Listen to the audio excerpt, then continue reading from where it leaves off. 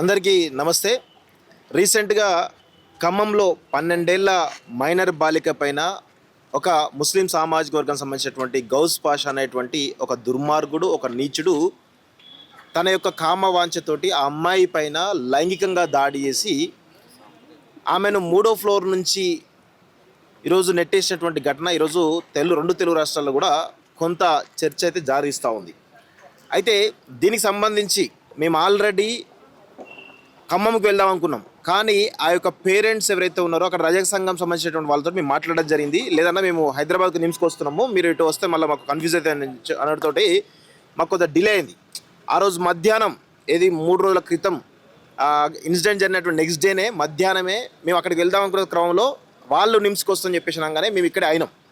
ఈ క్రమంలో వాళ్ళు రాగానే అమ్మాయి యొక్క ఆరోగ్య పరిస్థితి తెలుసుకున్నాం, ఆ అమ్మాయి యొక్క తల్లిదండ్రులతో మాట్లాడినాం, ఆ అమ్మాయికి సంబంధించి సపోర్ట్ చేసినటువంటి రైక సంఘం వాళ్ళ యొక్క వాయిస్ తీసుకున్నాం, అన్నీ కూడా చేసి ఆల్రెడీ పబ్లిక్ చేసినాం. సో ఇదంతా జరిగిపోయిన తర్వాత ఆ నెక్స్ట్ డే అంటే నిన్నటి నుంచి వీళ్ళకి అప్పుడు నిద్రలేసారు. మేమేమో ఆ ఇన్సిడెంట్ జరిగిన ఆ నెక్స్ట్ డేనే మేము ఆల్రెడీ స్పందించినాము, అయిపోయింది. వీళ్ళేమో ఒక రోజు తర్వాత నిద్రలేసి అమ్మయ్యా అని చెప్పేసి నిద్రలేసి ఏం జరుగుతుంది, గౌస్ పాషా దొరికింది కదా అని చెప్పేసి ఇప్పుడు ఇలా రఘుని ఎట్లా ఇరికియాలి, దాస శ్రీనివాసులు ఇరికియాలి, పృథ్వీరాజ్ గారిని ఎట్లా ఇరికేయాలి, పాషం గారిని ఎట్లా ఇరికేయాలి, ఇంకా మిగతా వ్యక్తులు అందరినీ ఎట్లా ఇరికేయాలని చెప్పేసి ఒక పోస్టర్ రిలీజ్ చేసేసి విపరీతంగా వైరల్ చేస్తూ ఉన్నారు. మేము వాళ్ళకు క్లియర్గా చెప్పినాం, మీరు ఎన్ని వైరల్ చేసినా మేము చేసే పని పకడ్బందీగా ప్రజల కోసం నిరంతరం పనిచేస్తూనే ఉంటాం. ఎక్కడ కూడా మా యొక్క పోరాటం ఆగదు, ప్రజల కోసం మేము చేసేటువంటి పని కూడా ఆగదు. ఎందుకంటే మాకు వేరే వ్యాపకాలు లేవు, కేవలం ప్రజా సమస్యలు ఒకటే మాకు వ్యాపకం. ఇంకా వేరే మాకు ఎమ్మెల్యే కావాలనో లేకపోతే ఇంకేదో కార్పొరేషన్ కావాలనో లేకపోతే ఇంకేదో కావాలనే ఉద్దేశంతో మేము పనిచేయం. కేవలం ప్రజల సమస్యలని ఖచ్చితంగా ప్రతి దగ్గర ఎక్కడున్నా కానీ ఈ రాష్ట్రంలో ఈ యొక్క తెలంగాణ రాష్ట్రంలో ఎక్కడ సమస్య ఉన్నా అక్కడ తేలి పనిచేయడం మాకు అలవాటు, మా యొక్క హాబీ అయిపోయింది. అది మేము దానికోసమో లేకపోతే ఇంకేదో లక్ష్యాలు పెట్టుకుని పనిచేయడం లేదు. మేము ఖచ్చితంగా ప్రజల సమస్యల కోసం పనిచేస్తాం. ఇక కొంతమంది స్టార్ట్ అయ్యారు. ఇక నిన్న ఒక వీర మహిళ వెళ్ళింది, మన తెలంగాణ సంబంధం లేదు, ఏం సంబంధం లేదు. ఇప్పుడు ఏంటంటే ఒక గౌస్ పాషా కాబట్టి ఇక దీనిలో వీళ్ళని ఇరికియాలి కాబట్టి ఒక మహిళ ఇప్పుడు నిన్న నిమ్స్కి వెళ్ళి హడావుడి చేసింది. ఏంది అని చెప్పేసి మేము ఆల్రెడీ మొన్ననే పాపం పేరెంట్స్ సంబంధించిన వాయిస్ అన్నీ తీసుకొని మేము చెప్పినాము. నిన్న వెళ్ళి హడావుడి చేసి మొత్తం ఏదేదో అయిపోయినట్టుగా మొత్తం ఆడ వీరంగం చేస్తూ ఉండేది ఆ వీర మహిళ. మరి ఆమెకు నిన్న లేచింది, ఆ మహిళ నిన్న నిద్ర లేచి మొహం కడుక్కొని మొత్తానికైతే మంచిగా మేకప్ వేసుకొని లిప్స్టిక్ పెట్టుకొని పోయి నిమ్స్లో తేలింది. మైక్ పట్టుకో మొదటిసారి అనుకుంటా మైక్ పట్టింది, నాకు తెలిసి మొదటిసారి మైక్ పట్టింది. నాకు తెలిసి ఇప్పటివరకు మైక్ పట్టిన మహిళ, ఆ వీర మహిళ. గిట్లా ఉన్నాయి మీ వ్యవహారాలు, మేకప్లు వేసుకొని లిప్స్టిక్లు పెట్టుకొని. కేసులో వీడియోలు లైవ్లు పెట్టిరు, ఇక్కడ మాత్రం ఏదో మారి న్యూస్లో ఒక వార్త వదిలేసినట్టుగా లేదు. ఇక్కడ విషయం ఏంటంటే 3 రోజులుగా మనం చేస్తున్నాం, మొన్న చేసినాం, నిన్న చేసినాం, ఇవాళ చేసినాం. విషయం ఏంటంటే ఆల్రెడీ ఆ గౌస్ పాషా అనే నిందితుడు ఆల్రెడీ పోలీసులు అరెస్ట్ చేసిరు, అయిపోయింది. మనకు బండి భగీరథ సంబంధించిన కేసును గౌస్ పాషా కేసును రెండింటి కంపేర్ చేద్దాం, ప్రాబ్లం లేదు. గౌస్ పాషాను ఎన్కౌంటర్ చేద్దామన్నారు, బరాబర్ ఎన్కౌంటర్ చేయాల్సిందే, తప్పు చేస్తే బరాబర్ గౌస్ని ఎన్కౌంటర్ చేయాల్సిందే. ఆ లైన్లో మరి బండి సంజయ్ కొడుకు బండి భైరన్ కూడా ఎన్కౌంటర్ చేయాలి. మీరు చెప్పిన డిమాండ్ ప్రకారం నేను మాట్లాడుతున్నాను, వేరే డిమాండ్ కాదు. ఇక్కడ మీరు చెప్పిన డిమాండ్ ప్రకారమే నేను ఎవరైతే గౌస్ పాషా ఎన్కౌంటర్ చేయాలో బరాబర్ ఎన్కౌంటర్ చేయాల్సిందే. మరి బండి సంజయ్ కొడుకును కూడా అదే తీసుకురావాలని చెప్పి కూడా మేము కూడా డిమాండ్ చేస్తూ ఉన్నాం. అదేవిధంగా బండి సంజయ్ కేసుకు దీనికి ఎందుకు కంపేర్ చేస్తున్నారో నాకు అర్థం కాని విషయం. ఆల్రెడీ గౌస్ పాషా అరెస్ట్ అయి ఉన్నాడు. బండి భగీరథ్ సంబంధించినటువంటి దాదాపు 9 రోజుల పాటు ఆయన అబ్స్కాండ్ అయ్యిండు. 9 రోజుల పాటు అమ్మాయి పైన విపరీతమైనటువంటి మైనర్ ఐడెంటిటీని బయటపెట్టడం జరిగింది. ఇప్పటివరకు ఈ 12 ఏళ్ళ అమ్మాయి విషయంలో ఎక్కడ దుష్ప్రచారం జరగలేదు. అమ్మాయికి అండగా అన్ని రాజకీయ పక్షాలు ఉన్నాయి, అన్ని మీడియా ఛానల్స్ కూడా అమ్మాయి పక్షాలు ఉన్నాయి. కానీ బండి భైరథ్ విషయంలో ఏం జరిగింది, మైనర్ అమ్మాయి పైన మైనర్ అమ్మాయి ఐడెంటిటీ, వాళ్ళ కుటుంబాలకు సంబంధించిన ఐడెంటిటీ కూడా బయటపెట్టడం జరిగింది. మేము బాధ్యతగా పోక్సో చట్టం రూల్స్ ప్రకారము ఆ మైనర్ ఐడెంటిటీ బయట పెట్టలేదు. అదేవిధంగా మైనర్కి సంబంధించినటువంటి పేరెంట్స్ ఐడెంటిటీ కూడా బ్లర్ చేసి పెట్టినటువంటి నిజాయితీ మాది. ఎక్కడ కూడా మేము ఎక్కడ చేయలేదు. కానీ బీజేపీ సంబంధించినటువంటి వాళ్ళు ఆ మైనర్ ఐడెంటిటీ బయట పెట్టారు. మైనర్కి సంబంధించినటువంటి ఆ తల్లిదండ్రుల ఫోటోలు వాళ్ళకి సంబంధించిన ప్రతిదీ కూడా ఇన్ఫర్మేషన్ బయట పెట్టడంతో ఈ యొక్క ఇష్యూ అనేది పెద్ద ఎత్తున రగిలింది. బండి సంజయ్ సంబంధించిన ఇష్యూ ఏదైతే ఉందో అది పెద్ద ఎత్తున రగిలింది. ఆ తర్వాత బండి భైరథ్ అరెస్ట్ కావడంతో కొంత ఇష్యూ అనేది సద్దుమణింది అనే విషయం అందరూ గుర్తుపెట్టుకోవాలి.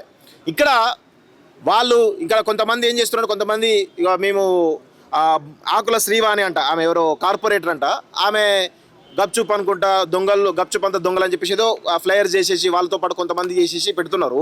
సో ఇక్కడ నేను ఒకటే అడుగుతా ఉన్నాను, మీరు ఆకుల శ్రీవాణి గారు మీరు నిమ్స్కి వచ్చిరా? మేము వెళ్ళాం, మొత్తం మా ఛానల్ వీడియోలు ఉంటే చూసుకోండి ఒకసారి.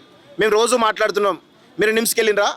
మీకు ఇక ఫేస్బుక్ ఉంది కదా, ఇక ఉంది కదా అని చెప్పేసి ఏది పడితే అది ఏ చాట్ జీపీటీలో దొరికినాయి అని చెప్పేసి ఇష్టం వచ్చినట్టు పోస్ట్ చేస్తే ఎట్లా? ఇప్పుడు గుర్తుకొచ్చిందా మీకు బీసీ మహిళ అని చెప్పేసి? ఇన్ని రోజులు భారతీయ జనతా పార్టీలో మీరు వండుకుంటే ఒక్క రోజన్నా బీసీల గురించి మాట్లాడినరా? ఒక్కరోజన్నా మీరు మహిళా సమస్య గురించి మాట్లాడరా? పొద్దున్న లేస్తే మతము ఉన్మాదము ఇదే తప్ప ఇంకేమైనా మాట్లాడారా మీరు? ఇప్పుడు వచ్చి నీతులు వల్లిస్తూ ఉన్నారు, మేకప్లు వేసుకొని లిప్స్టిక్ పెట్టుకొని ఇప్పుడు మాట్లాడుతూ ఉన్నారు మీరు. అంటే బీజేపీలో కూడా కేవలం బీసీ మహిళనే టార్గెట్ చేస్తున్నారని మీరు కూడా అంటున్నారు. ఎవరు? ఆమెనే పోస్ట్ పెడితే ఏం చేస్తాం? ఆమె కర్మ. ఇప్పుడు ఆమెను టార్గెట్ చేస్తున్నారంటే ఆమె ఎందుకు మరి మమ్మల్ని టార్గెట్ చేయాలి? మేము అంత బీసీలం కదా, బరాబర్ మేము కూడా టార్గెట్ చేస్తాం. మీరు టార్గెట్ చేస్తాం, మేము కూడా టార్గెట్ చేస్తాం. మీరు ఇంకా ఎన్నికల్లో పాల్గొనే వాళ్ళు, మేము ఎన్నికల్లో పాల్గొనే వాళ్ళు కాదు, గుర్తుపెట్టుకోండి. బాగ్లా శ్రీవాణి గారు రేపు సరూర్ నగరా మీ డివిజన్ ఏంది? సరూర్ నగర్లో మీరు రేపు రెండు మూడు నెలల్లో మీ యొక్క మీరు పోటీ చేస్తూ ఉన్నారు. బరాబర్ ఈ ఛానల్ అన్నీ కూడా అక్కడ ఉంటాయి, బరాబర్ ఉంటాయి. మీరు ఏమైనా వేసుకోండి, మీరు ఎంత ఖర్చు పెడతారో పెట్టుకోండి. మేము కూడా మా యొక్క ప్రచారం ఏంది, మీ ప్రజలకు సంబంధించిన ప్రతిదీ కూడా జెన్యున్గా తీసుకుంటాం. ప్రజలు ఏం చెప్తున్నారో జెన్యున్గా తీసుకొని మేము పబ్లిష్ చేస్తాం. గుర్తుపెట్టుకోండి. అది కబ్జాలు, మీ కబ్జాలు ఏంది, మీ కథ ఏంది, మీ కార్ఖానా ఏంది, మీరు చేసిన రీల్స్ ఏంది, మీరు మాట్లాడినటువంటి చిట్టా ఏంది, మొత్తం ఈ 5 సంవత్సరాలు మీరు చేసిన ప్రతి పనిని కూడా ప్రజలకు నిజాలు తెలిసే ప్రయత్నం చేస్తాం, బరాబర్ చేస్తాం. మీ ఎక్కడ కూడా వెనక అడిగాం. గుర్తుపెట్టుకోండి. ప్రియా చౌదరి హాస్పిటల్లో మాట్లాడుతూ కోబన్ ఇష్యూ అప్పుడు కాపాడారు ఒక ముస్లింని, ఇప్పుడు ఒక ముస్లింని కాపాడుతుంది, మేము పాలలో అయిపోయి ముస్లిమ్స్ అంతా అని ప్రియా చౌదరి మాట్లాడుతుంది. నేను అదే చెప్తున్నాను కదా, ఆమె నిన్న నిద్ర లేచింది నిన్న. మేము మొన్ననే మేము ఆ రోజు ఇన్సిడెంట్ అయినా పేసాము. చెప్తున్నా కదా, మేకప్ వేసుకొని లిప్స్టిక్ పెట్టుకోగానే లిప్స్టిక్ వేసుకొని రాగానే కాదమ్మా, ప్రతి సమస్య మీద మాట్లాడాలి. ఎందుకు బండి సంజయ్ ఇష్యూ గురించి ఎందుకు మాట్లాడలేదు? బండి సంజయ్ కొడుకు బండి బైర విషయాలు ఎందుకు మౌనంగా ఉన్నారు? చెప్పాలి. ఏం నిన్న లేచారా? నిద్ర చూసుకోండి వీడియోలు. నేను మొన్నట్టు చేస్తూనే ఉన్న వీడియోలు చూసుకోనమ్మా. ఇది పరిస్థితి. ఒక చిన్న విషయం, ఇప్పుడు వీళ్ళు హిందూ ముస్లిం అనే లైన్ తీసుకొస్తున్నారు, సరే హిందూ అనే లైన్ తీసుకొస్తున్నారు. అంటే వీళ్ళు అంటే మేమంతా హిందువులం కాదు అని ఒక లైన్ తీసుకొచ్చి ఒక ప్రయత్నం అనమాట. అంటే వీళ్ళు హిందూ వ్యతిరేకులు అని. ఇప్పుడు 700 ఏండ్ల కింద శివాలయాన్ని ఈ గవర్నమెంట్ కూలగొడితే మేమంతా అక్కడికి వెళ్ళినాం. మీరంతా అక్కడికి వచ్చారు. మరి బీజేపీ అధ్యక్షుడు వచ్చిండా? బీజేపీ ఎంపీలు వచ్చిరా? ఎమ్మెల్యేలు వచ్చిరా? ఆ లోకల్గా ఉన్న వాళ్ళు ఎవరో వచ్చి ఉంటారేమో. మరి దాన్ని ఎందుకు పెద్ద ఇష్యూ కింద తీసుకొని దాన్ని టేకప్ చేసి యుద్ధం చేయలే? ఎందుకంటే అక్కడ భూమి ఉన్నది కదా, పంచగా తినొచ్చని. అండ్ దాంతోపాటు మొన్న వరంగల్లోనే కదా, వరంగల్లో ఆంజనేయ స్వామి విగ్రహాన్ని 3 ముక్కలు చేసిరు. ఈ సోకాల్డ్ భయంకరమైన ఈ భక్తులంతా ఎక్కడ పోయిరు? బీజేపీ రాష్ట్ర అధ్యక్షుడు పోయిండా? ఎంపీలు పోయిర్రా? ఎమ్మెల్యేలు పోయిర్రా? ఆ లోకల్గా ఉన్న లీడర్లు కొట్టాడికి తప్ప మిగతా పార్టీ కార్యాచరణ ఏమైనా తీసుకున్నదా? మీ పార్టీ ఆఫీస్ నుంచి ఏమైనా ప్రెస్ మీట్ పెట్టిరా? 2 ఇవన్నీ మీరు మీ పార్టీ అధ్యక్షులను అడగండి. మీరు ఆ రీల్స్ చేస్తున్నారు కదా, ఆ రీల్స్లో పెట్టండి ఇవన్నీ ఏమైపోయిర్రని. మీరు ఒక జిహెచ్ఎంసీ ఆఫీస్ దగ్గరికి వెళ్ళి టీ ఫ్లాస్క్ తీసుకెళ్ళి ఛాయ్ పోసిరు కదా, సేమ్ అట్లా మీ బీజేపీ అధ్యక్షుడి దగ్గరికి వెళ్ళి సేమ్ అట్లే ఫ్లాస్క్ పట్టుకొని 7:30 స్వామి కనబడతలేరు, ఆడ హనుమాన్ టెంపుల్ గూలగొట్టిర్రు, ఆడ శివాలయం గూలగొట్టిరు అని అడగండి. అండ్ దాంతోపాటు మేము రీసెంట్గా కూడా కవర్ చేసినాము. ఇక్కడ కాంగ్రెస్ నాయకుడు అంతకుముందు టీఆర్ఎస్లో ఉన్న రంజిత్ రెడ్డి హనుమాన్ టెంపుల్ను గూలగొట్టిండు. అది పెద్ద స్కామ్, అది 100 కోట్ల స్కామ్, 1000 కోట్లు సంపాదిస్తారు ఫిలిం నగర్లో.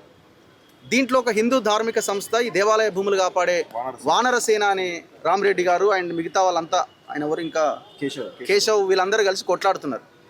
వాళ్ళు మీ పార్టీకి అనుబంధంగా పనిచేసిన వాళ్ళే కదా, బీజేపీకి ఓటేయమని చెప్పిన వాళ్ళే కదా.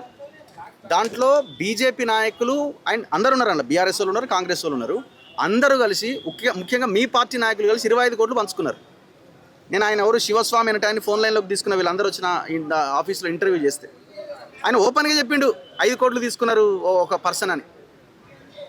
ఇది మీ ధర్మం అంటే గుడి పేరుతోని గుడిలో లింగాన్ని మింగే మీ కొంతమంది మరి వాళ్ళని అడగాలి, మీరు వాళ్ళని కూడా క్వశ్చన్ చేయాలి కదా.